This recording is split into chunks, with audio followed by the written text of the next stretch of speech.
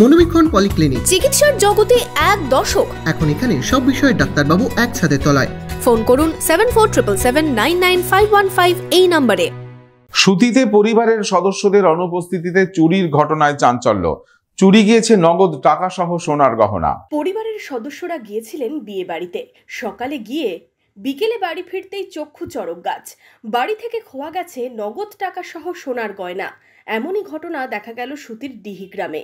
জানা গেছে ডিহিগ্রামের মিঠু শেখ তার পরিবারের ছেলে মেয়েদের নিয়ে শামসেরগঞ্জের কাঁকুড়িয়া এলাকায় একটি বিয়ে বাড়ির নিমন্ত্রণে গিয়েছিলেন শনিবার সকালে। বিকেল 4টে নাগাদ বাড়ি ফিরে এসে দেখেন বাড়ির দরজা খোলা। ঘরের মধ্যে থেকে আলমারি থেকে খোয়া গেছে সোনার গয়না, নগদ টাকা সহ বাসনপত্র। সকালে বিয়ে খেতে গেছিলাম কাঁকুড়িয়ে 11টার